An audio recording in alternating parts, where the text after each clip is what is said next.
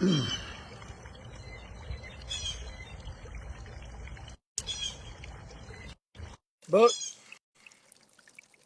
Facebook. Good afternoon. Just got done with a little run. Kind of,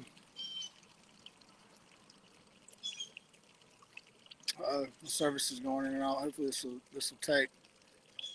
But doesn't look like it tagged the friends I wanted to tag, so let's tag them again.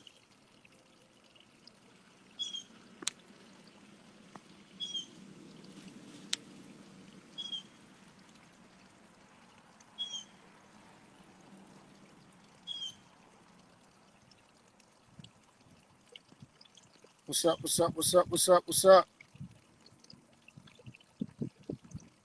I'll be quick with this. I'm just tagging a few people. Hopefully. Okay, there we go. And I got 2 bars. I'm going to stay in this place. What's up, Sammy Emmanuel? Everything's going good. Just got done with a little run on my lunch break. And now, hopefully this will take right here. We'll see.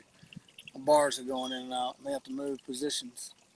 But anyway, let's go over here and see if we get better service. Hey, Brenda. Let's see if my bars pick up. There we go, 2 bars. I'm going to go sit over here. Just kind of want to do that. Yeah, let's sit right here by the fountain. Anyway, there we go, 2 bars. Cool. And I titled this Feel to Reveal. That's what it was. And I forget who it was I heard say this, but it's just so true. What you're feeling, your feelings are a revelation to underlying programs. Your feelings are revelations. It's a revealing of something underlying. Hey, Kelly, that is limiting an unlimited being. So let's trace it back, or let's start with thoughts. A thought image is a crystallized feeling. And what you're feeling is energy in motion, right? An emotion. And an emotion is actually a memory. So they're all tied together. So I used to think, okay, what I think is creating feelings, blah, blah, blah. But I no longer think that. I now believe that the memories or the programs, the beliefs, the judgments, what's up, Akinwan, Roman, what's up? So the memories are judgments, beliefs, thoughts, limitations, data, error in our subconscious mind that are resisting the flow of life, freedom. They're resisting the unlimited life. They're resisting the eternal, infinite, because they are temporary. They're small fragments, just a piece, and they're distorted because we only see according to our perception. And we're only perceiving and processing in our conscious mind about 15 bits of the 11 to 15 million bits of information being processed subconsciously. So everything where it's at is in the subconscious or the unconscious. Hey, Tender Anna Hart. And so memories, emotions, feelings crystallize into thought forms, into thought images, which are then projected onto the clear canvas of reality, which we then perceive according to our lens of perception, which is an accumulation of every occurrence that we've experienced in our life. And our life is since creation. So our feelings reveal. So you have to feel to reveal the underlying programs. And let me give you a good example. The reason I'm talking about this, what's up, Robert, is because some things went down on we had a re-inspect today, and some things went down on the job. And now we don't know if this is true yet. This was a presumption, but my guy on the scene's kind of like, man, they're going to deny it again. They were saying this, they were saying that, they were saying this. And I got into engaging that, and then I was reflecting on it at the gas station, and I said, okay, first off, where does our work really come from? Where's it all coming from? Is it really coming from the insurance company? Is it really coming from the homeowner? Is it really coming from the people that we're marketing? Yes, we are marketing them. Yes, we do go where we're led, and yes, they do like us, and yes, they do refer us, and we're very thankful for that. But where is the abundant life coming from? Where's money coming from? It's available to everyone. Where's it really? Where am I putting my trust? And these feelings will reveal. And what I started to notice is that I felt like there wasn't enough. I felt like we were losing work. I felt like we were lacking. And that feeling right there, now I don't have to know exactly what the memory is, where that's coming from. And that's the beauty of it. I don't have to know. But the reason I wanted to come on is because what you feel, it can be a word about something. It could be the word God. It could be the word Jesus. It could be the word self. It could be the word spirit. It could be the word universe. It could be the word the great unknown. It could be the word our divine being. It could be any of that. And so if I said, okay, trust in God, how do you feel when I say that? And I'm not talking about some separate sky God. Let's just get down to that. I'm not talking about that, because I never talk about anything like that. I talk about oneness all the time, being one as. So if I say, let go and let God, how does that feel, that word? Because that word, first off, has a lot of dogma attached to it. And so what that feeling is revealing is your own beliefs, which are limitations to the unlimited life. Yeah, trust yourself. Yeah, yeah, and that would offend some people, right? But that feeling, that kind of like, and what I start, and I'm becoming very aware of my internal environment. So what you resist will persist. It will persist. So if I'm feeling that I lack, we know that from Neville Goddard, feeling is the key, right, to manifestation. Feeling is the key to the law of attraction. Feeling is the key of the flow. So what we haven't known is that the programming in our subconscious minds that we're unaware of have been running the show. And so now that we are, for the first time in creation, we have become aware of our inner child, our subconscious mind, where all those memories that are replaying as problems are stored. And those memories that are replaying as problems, you will feel those memories or programs, whatever you want to call it, data, era, that. You will feel those.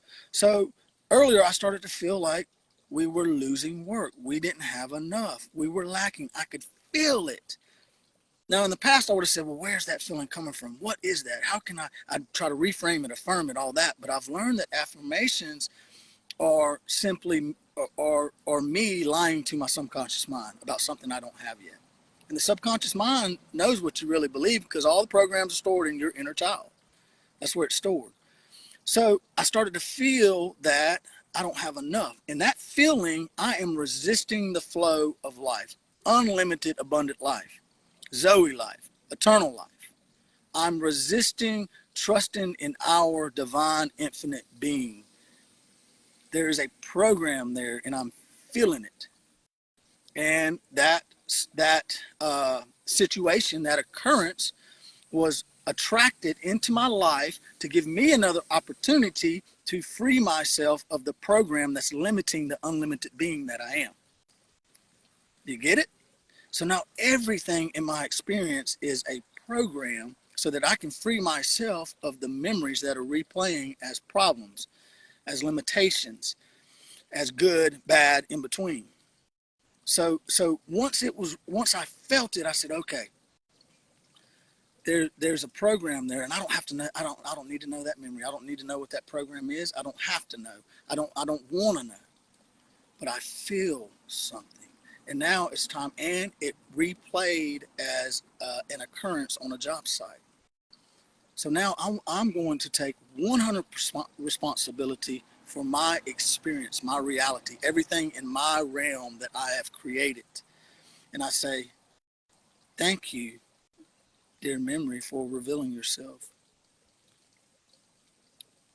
giving me another opportunity to free. And I'm saying this within, to free you and to free me, free and all. I'm sorry for whatever memory, whatever data, whatever programming that is that I have accepted and I have hung on to, that is surrounding money and finances and work, that makes me feel like I lack. I'm sorry for that. Please forgive me for accepting that. Please forgive me, and forgive me for all the data surrounding abundance. Thank you for transmuting the data for me. Thank you for erasing the data. Thank you for releasing me of the data that is limiting me. Thank you for cutting ties with the data that is limiting the abundant life. I love you for providing for me always. I love you for caring for me always. I love you for taking care of me. I love you for erasing this data that is in my subconscious mind. And I go into that. Now, this works with anything, and then I let it go. It's not my job to figure it out. It's not my job to erase the data. It's not my job to transmute those memories that are limiting me. That it's not my job to release myself of those memories that are actually causing me to see problems. Because really all this out there is what I think is out there. And what I think is out there is based off of every occurrence in my life. And my life is since the beginning, is since creation. That's how much is stored in the subconscious mind. So it is impossible for your conscious mind, the intellect, which only processes 15 bits out of the 15 million bits of information every second that's being processed subconsciously. It's impossible for the conscious mind to figure it out. It's not the divine design. The divine design is for you not to know, and for you intellectually and consciously to choose to engage the part of you that you do not know consciously and cannot know consciously, because that part of you, our divine being, is incomprehensible. So the only thing left to do is let go and let God. If you want to call God the universe, that's fine. If you want to call God our divine being, like I like to, our being, that's fine. If you want to call God infinite intelligence, that's fine. That is fine. If you want to call God God, that's fine. It does not matter, whatever works for you. But what I'm telling you is what those feelings that you have in each and every moment about certain things are, that are resisting abundance, that are resisting the eternal, that are essentially accepting the temporary. Those feelings are revealing the underlying programs, and you don't need to know what those underlying programs are. You simply need to give God permission, the divine being, our divine creator, infinite intelligence, the universe, permission to come in and transmute that data, setting you free and setting us all free. And the reason you need to give God permission is because we have been given the ability, the gift to choose. And that's what our intellect is for. Choose whom you shall serve this day, but you cannot serve two masters. You will either serve the temporary, or you will serve the infinite and eternal. You pick. And it's okay if you choose to think for yourself. If you choose the temporary, that's okay. But what's not okay is taking 100% responsibility and blaming the temporary and blaming what's outside of you. That's not okay anymore. That's been going on long enough. It wasn't, the problem was not that Adam and Eve chose to think for themselves, the tree of knowledge. The issue was that they didn't take responsibility. The woman told me to do it. So look, check it out. As you go today, just be aware of what you're feeling. When you watch something like this, be aware of what you're feeling. And I used to say those feelings, that resistance is underlying that resistance. There's usually a question there about something, and that question is coming from our being.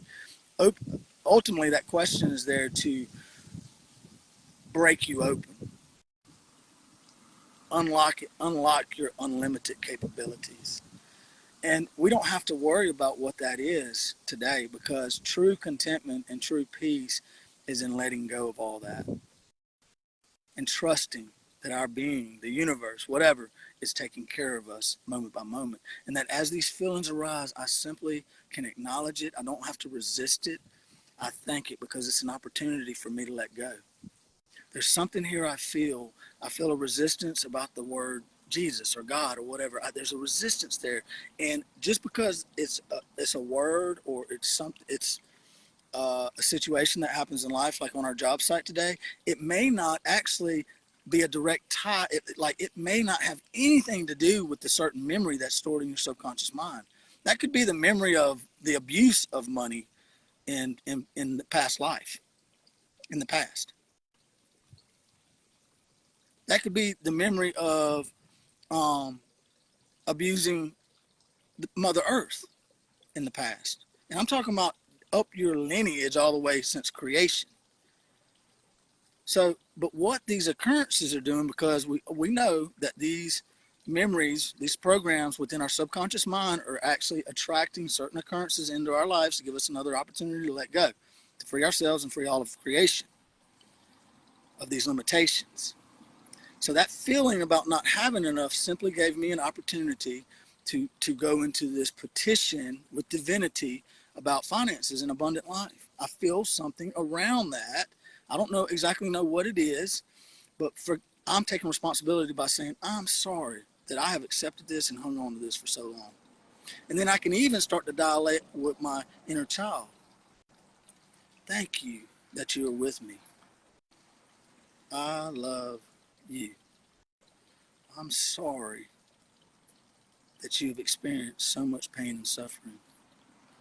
I'm sorry for all the memories that are stored within you that are creating problems in our life. Please forgive me for this. If you will, please help me to let go of this memory surrounding abundance and finances and money, surrounding God, surrounding Jesus, surrounding people, whatever it may be. See, that's just get the gist of it. So what we're doing is now we're being aware. We're very aware and present of everything, going on, because now everything is within me. The outside is the inside, and the inside is the outside.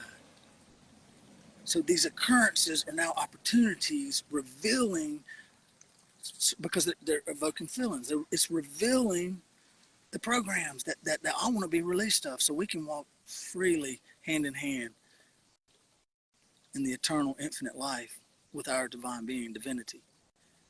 So I hope that helped. If you have any questions or anything, hit me up. I just got done running, so might be a little sweaty.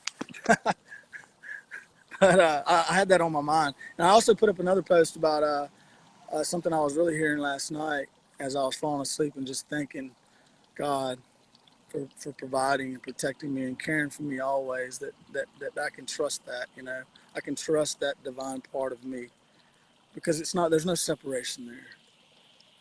But that part of me is so incomprehensible to this intellect. And if you're not, the intellect will actually tell you that and think that it's God itself, but it's operating in part. And it was never meant to do that. We're meant to operate as the whole being, right? Until we all come to the perfect mankind, and that word perfect means operating at our full potential.